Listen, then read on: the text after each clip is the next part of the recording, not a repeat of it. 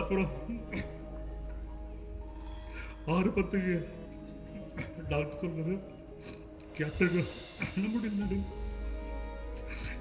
நம்பவே முடியல.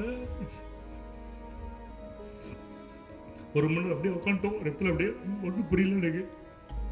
எவ்வளோ விஷயம் பார்த்து சொல்லுவாங்க, கேப்டன் கூட்டம் போடுவோம், அங்கே போடுவோம், அங்கே வரணும். நம்ம இதுவாக ஒரு நிகழ்ச்சி நான் சொல்லுவேன், சத்தியமாக லைஃப்ல நெருக்கிய போகல.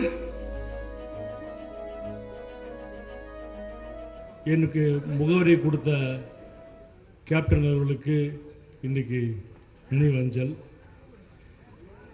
நான் பேசுகிறோம்னாக்க எவ்வளோ பேசலாம். ஒரு ரசிகராக இருக்கும்போது அவர் எப்படி ரசித்தா அது பேசலாம். திருமணம் முடிஞ்ச பிறகு எனக்கு மாமாவாக வந்த பிறகு கிட்டத்தட்ட 33 வருஷம் ஆகுது, எவ்வளோ பேசலாம்.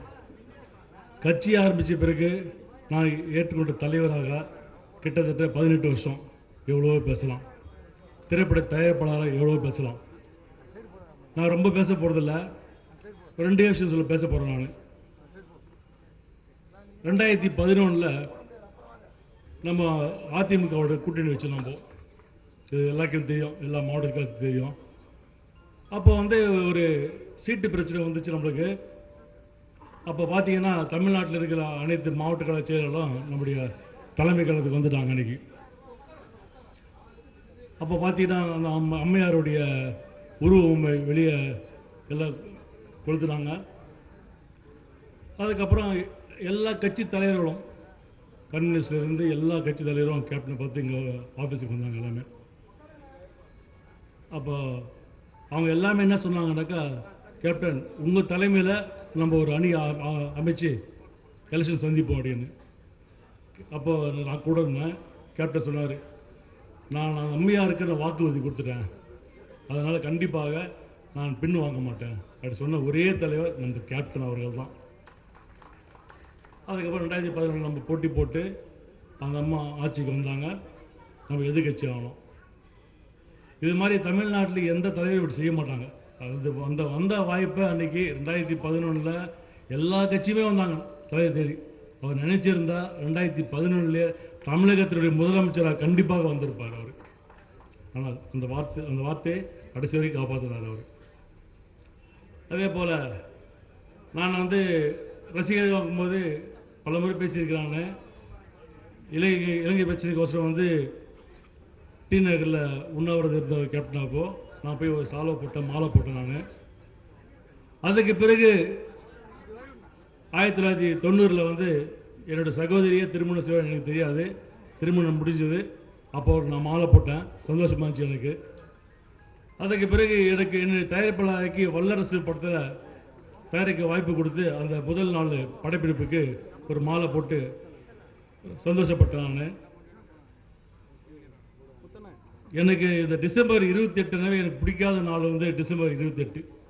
அன்னைக்கு காலையில் எங்கள் சகோதரி ஒரு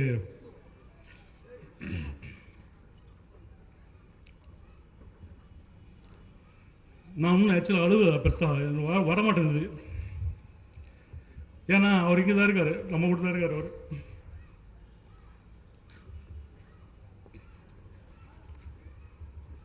கட்சி ஆரம்பிச்சு 18 வருஷம் நான் அதிகமாக இந்த இடம் தான்.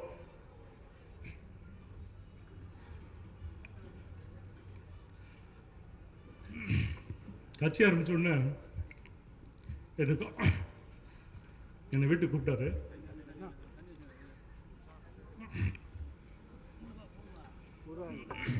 வீட்டுக்கு கூப்பிட்டாரு, கட்சி ஆரம்பிச்சிட்டோம்.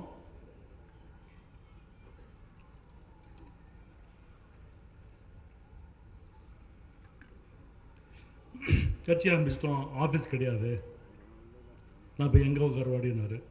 அது சொன்ன வார்த்தை எனக்கு ரொம்ப கஷ்டமாக இருந்தது. 25 நாள் ஒரு ஆஃபீஸ் கட்டணும்.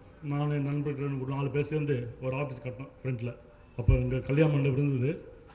பொதுச்செயலர் கல்யாண மண்டபம் ஆஃபீஸில் உட்காந்துப்பார். நான் பார்த்து கேப்டன் கட்சி ஆரம்பிச்சாச்சு, அவ்வளோ பேர் தலைவர், எங்கே உட்காருவார் அவர். அவர் சொன்னார், எங்கே போகிறதுக்கு புரியல, என்ன வாடகை இடம் பிடிக்க மாட்டேனார். நான் சொன்னேன், இருங்க 20 நாள் டைம் கொடுங்க, கரெக்டாக ஒரு மாதத்தில் கட்சி ஆஃபீஸ் ஃப்ரண்ட்டில் ஒரு ஷெட்டில் போட்டு கட்டி ஆரம்பித்தோம். அவருக்கு என்ன நினச்சா தெரியல. மறுநாள் ராமசுந்தரன் இருந்தார், கேப்டன் இருந்தார், ஆஃபீஸுக்கு வர வச்சு இன்னிலேருந்து கட்சியில் இருக்க எல்லா வேலையும் நீ பார்க்கணும் அப்படின்னு அவர் உத்தரவு போட்டார். எனக்கு நான் வல்லரசுக்கு வந்து கேப்டன் சிங் கெஸ்ட் மேலே ஆஃபீஸு, கீழே ரசிக மன்றம். ராமசுந்தரன் அவர்கள் எல்லாம் சொல்லுவார், நான் பார்ப்பேன், எல்லாம் பேசுவேன். எல்லா ரசிக மன்றத்தையும் நான் ரொம்ப இன்வால்வ் ஆக மாட்டேன் நான்.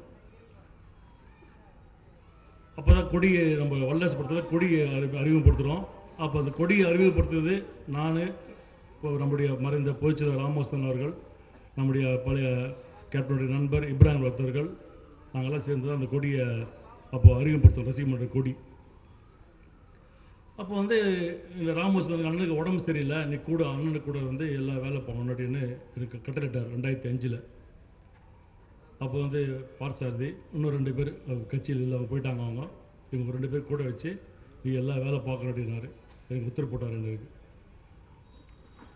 அந்த 2005 கேப்டன் கட்சி ஆரம்பித்தோடனே அவர் டூர் போயிட்டார் எல்லா ஊர்லேயும். தமிழ்நாட்டில் ஒரு கட்சி ஆரம்பித்து 55-6 கிலோமீட்டர் சுற்றுப்பயணம் செய்த ஒரே தலைவர் நம்ம கேப்டன் மட்டும்தான். எல்லா கிராமத்துக்கும் போயிட்டு வந்தார். அதில் ஒரு டெம்போ ட்ராவலில் ஊட்டியிலேருந்து ஆக்சிடென்ட் ஆச்சு, அதெல்லாம் நடந்தது. அந்த ஆக்சிடென்ட் ஆச்சு, உடனே இன்னும் டெம்போ ட்ராவல் பின்னாடியே போனவருக்கு உடனே அனுப்பிச்சு எல்லா ஊரும் தமிழ்நாடுக்குள்ளே சுற்றுப்பயணம் போயிட்டு வந்தார். மற்ற ஊரில் பார்த்தீங்கன்னாக்கா அந்த தலைவர் ஏன்டா எங்கள் ஊருக்கு வரவேணா கொடி காட்டுவாங்க. இங்கே எப்படி அவன் நடக்கணும்? அந்த காலத்தில் கேப்டன் வரலைன்னா ரோட்டில் இருக்கிற டியூப்லைட்டில் உடச்சிடுவாங்க. எங்கள் ஊருக்கு கேப்டன் வரலைன்னா டியூப்லைட் மொத்தம் அடிப்பாங்க. அந்த ஊரில் எல்லா ஊர்லேயுமே கன்னியாகுமரியில் ஆரம்பித்து கும்மிடிப்பூண்டி வரைக்கும் ஒரே மாதிரி தான், எல்லா ஊர்லேயும் ஒரே மாதிரி தான். அந்தளவுக்கு சிறப்பான வரவேற்பு கொடுத்தாங்க அன்றைக்கி மக்கள், தமிழக மக்கள் நம்மளுக்கு. நான் ஒரே ஒன்று கேப்டன் சொன்னேன், தமிழ்நாட்டில் 234 தொகுதி எப்படி வேட்பாளர் கேப்டன் போடுவார்னா பேசுவார். இப்போ இந்த மாவட்டத்தை போகிறேன், வேட்பாளர் கொடுக்கும், ரிலீஸ் பண்ணுவோம். கேப்டன் ஸ்டேஜில் அனௌன்ஸ் பண்ணுவார். அது மாதிரி 234 தொகுதியில் வேட்பாளர் அறிவித்தோம். அப்போ நான் கேப்டன் சொன்னேன். இப்போ கேப்டன் சொன்ன ஒரே வார்த்தை, எல்லா வேட்பாளரும் கட்சி தொண்டர்களுக்கும் சாப்பாடு போடணும், டெய்லி பிரியாணி, முடிஞ்சா பிரியாணி போடுங்க, இல்லை சாப்பாடு போடணும், எல்லாருக்கும் கட்டுட்டாங்க. அப்போ கேப்டன் அவர்கள் எனக்கு ஒரு வாய்ப்பு கொடுத்தாங்க. குடியாத்தில், எங்கள் சொந்த ஒரு குடியாத்தில் போட்டி போடுறதுக்கு வாய்ப்பு கொடுத்தாரு எனக்கு. கிட்டத்தட்ட ஒரு மாதம் நாங்கள் வந்து பிரியாணி போட்டோம், சாப்பாடு போட்டோம். அது செலவே பார்த்தீங்கன்னா கிட்டத்தட்ட 50 லட்ச ரூபா. நான் கேப்டன் சொல்கிறேன், இது செலவு பண்ணுறோம், நம்ம ஏன் ஓட்டு காசு கொடுத்தா ஜெயிச்சிருமே அப்படின்னு. நான் ஜெயிச்ச வந்து ஓட்டுக்கு வேணும் நான் சொன்னப்போ, அப்போ வந்து விருதாச்சலம் நம்முடைய வெங்கடேஷன் அவர்கள், வெங்கடேசனு, பண்டுட்டியார், இது மாதிரி கிட்ட முருகேசனு, இளங்கோ, பார்த்தசாரதி, இது மாதிரி ஒரு 10 சொன்னால் ஒரு 25 தொகுதியில் வந்து ஓட்டுக்கு 50 ரூபா ஓட்டு தருவோம். அப்போ காசு தர கலாச்சாரம் கிடையாது. திமுகலாம் ரொம்ப கம்மியாக தான் கொடுத்துருந்தாங்க. 50 ரூபா ஓட்டு கொடுப்போம் அப்படின்னு என்னை பார்த்து கோவப்பட்டார் கேப்டன். காசு தரவே கூடாது, நீங்கள் தொண்டனுக்கு சாப்பாடு போதும். ஆனால் 50 ரூபா கொடுத்துருந்தா கண்டிப்பாக அன்னைக்கு கிட்டத்தட்ட 30 எம்எல்ஏ நம்ம கண்டிப்பாக ஜெயிச்சிருப்போம். ஆனால் கேப்டன் அது உடன்பாடு கிடையாது. அதுக்கப்புறம் 2016 சத்தியம் வச்சார் உளுந்தூர்பேட்டில், நான் காசும் கொடுக்க மாட்டேன், வாங்க மாட்டேன் அப்படின்னு. இது நமக்கு அரசியல் தெரியல. அரசியல் தெரிஞ்சிருந்தா 2006 நம்ம வந்து கிட்டத்தட்ட ஒரு 30 தொகுதியில் நம்ம வெற்றி பெற்றிருப்போம். நமக்கு தெரியாது, அன்றைக்கி அது நமக்கு தெரியாது. இதுக்கு மேலே செய்யும் போடுறதில்லை நம்ம. ஏன்னா தலைவர்கள் வந்து அந்த பாதையை நம்ம காட்டியிருக்காரு நம்மளுக்கு. நான் அது ஏன் சொல்கிறேன்னா, எல்லாம் வந்து 27 காலையில் வந்து எங்கள் சகோதரி காலைல ஃபோன் பண்ணுறாங்க. காலைல ஒரு 5 மணி இருக்கும். இது மாதிரி பல முறை அவங்க ஃபோன் பண்ணியிருக்காங்க. நாங்கள் போவோம் வருவோம். எனக்கு அதே மாதிரி தான் நான் போகிறேன். இன்றைக்கி நான் போன 28 காலைல ஜெம் ஹாஸ்பிட்டலுக்கு போகிறோம். அவங்க மட்டும் தனியாக இருக்காங்க உள்ள. நானும் என் மனைவி உள்ளே போகிறோம். எனக்கு தைரியம் தான், அது ஒன்றா இருக்காது ஒரு கட்டின்னு. நான் உள்ளே போகிறேன். நான் என்னை பார்த்தோன்னே அக்கா வந்து இப்படி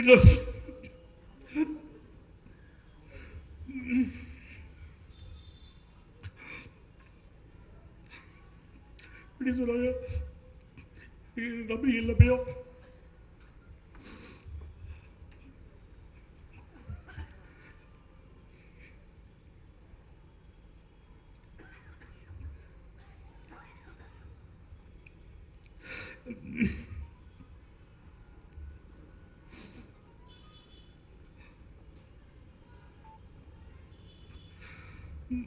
அப்புறம் 6:10 டாக்டர் சொன்னது, கேப்டன் நம்ப முடியல, நம்பவே முடியல.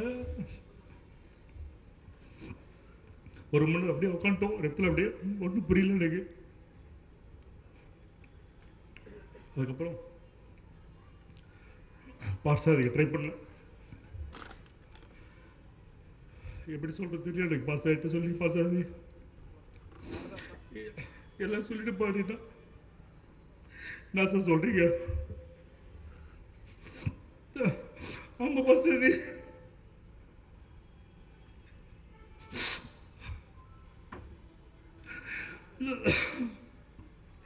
எவ்வளோ வருஷம் பாஸ்டர் சொல்லுவாங்க, கேப்டன் கூட்டம் போடுவோம், அங்கே போடுவோம், இங்கே வரணும்.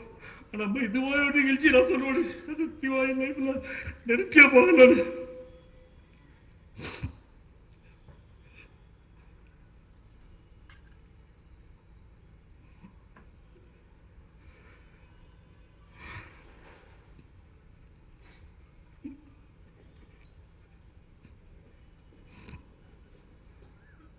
இது யார் சொல்றது? என் மேல அவ்வளவு நம்பிக்கை இருக்கு. 2006 அவர் கூட எல்லா பேருமே நான் இன்னைக்கு ஒரு உண்மை சொல்றேன். 2011 47 சீட்டுக்கு வாங்கி வந்துட்டு அப்படியே என் கீழே கொடுத்தாரு. அப்படியே கொடுத்துட்டு வேட்பாளர் போட்டேன்னு சத்தியமா சொல்றேன். இது மாதிரி யாருமே சொல்ல மாட்டாங்க, நானே சொல்ல மாட்டேன். தலைவர் 2 கொடுத்து 41 வேட்பாளர் போட்டுனார். இது மாதிரி ஒரு தலைவர் கிடைப்பாங்களா? எனக்கு முகவரி கொடுத்துரு அவர் தான். இன்னைக்கு எனக்கு வந்து சுதீஷ்னா யாருக்குமே தெரியாது. விஜயகாந்த் மச்சானா, எல்கே சுதீஷ், விஜயகாந்த் மச்சான் அப்படின்னு எனக்கு ஒரு அடையாளம் கொடுத்துருவார்.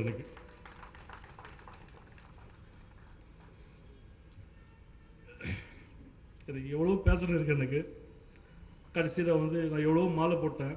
22ஆம் தேதி எல்லாம் சொன்னாங்க, உங்கள் மாலை தான் அவருக்கு போடணும் அப்படின்னாங்க. எனக்கு மனசே வரல. எனக்கு 22 போட்ட கடைசி மாலை நான் அவருக்கு போட்டிருக்கேன்.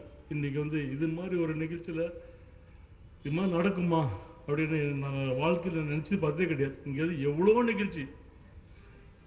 அவர் என்ன சொல்லார், எனக்கு அவருக்கு என்ன, ஒரே அவர் கண்ணில் பார்ப்பார், நான் புரிஞ்சுப்பேன், செஞ்சிருவேன்.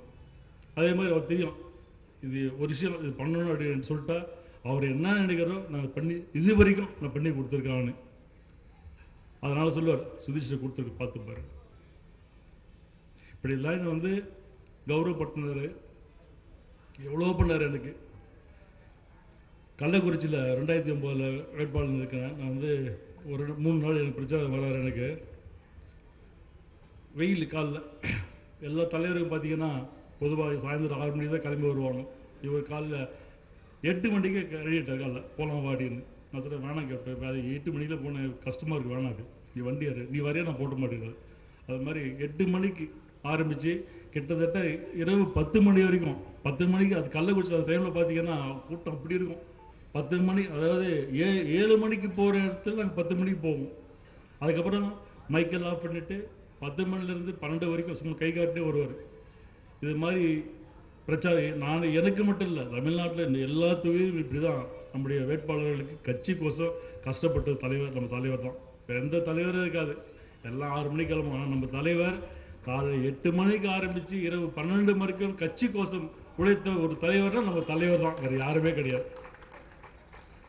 நான் வேணாம் சொல்லுவேன், வேணாம் கேப்டன் நீங்கள் விட்டு போதும், இல்லை நான் வந்து தொண்டனை சந்திக்கணும் அப்படின்னு. இது மாதிரி எவ்வளோ விஷயம். 2014 சேலம் எலெக்ஷனில் அவரால் முடியல. அவரால் பிரச்சாரம் வர்றதுக்கே முடியல. நாங்கள்லாம் யாருமே வேணாம் சொல்கிறோம். இல்லை, வண்டியில் ஏறி போட்டி கேட்டார். அன்றைக்கி இந்த அளவுக்கு எவ்வளோ பேசியும் போகலாம். இந்த தமிழ்நாடு இருக்கிற வரைக்கும் அவர் புகழ் இருக்கும். கேப்டன் நம்ம கூட இருப்பார். உலகத்தில் இருக்கின்ற 15 கோடி தமிழர்களுடைய ஒரே தலைவர் நம்முடைய கேப்டன் தான். கண்டிப்பாக இன்னைக்கு வந்து நமக்கு இவ்வளோ பெரிய கட்சியை நம்ம கையில் கொடுத்துருக்காரு. நம்ம எல்லாம் அனைவரும் ஒற்றுமையாக இருந்து அவருடைய பேரும் புகழத்தை நம்ம வந்து கண்டிப்பாக அவர் எந்த எண்ணத்து கட்சி ஆரம்பித்தாரோ அந்த எண்ணத்தை நம்ம கண்டிப்பாக அனைவரும் ஒன்றாக இருந்து செய்ய என்று கேட்டுக்கொண்டு விடைபெறுகிறேன். நன்றி, வணக்கம். செய்திகளை உடனுக்குடன் தெரிந்து கொள்ள உடனே சப்ஸ்கிரைப் பண்ணுங்க.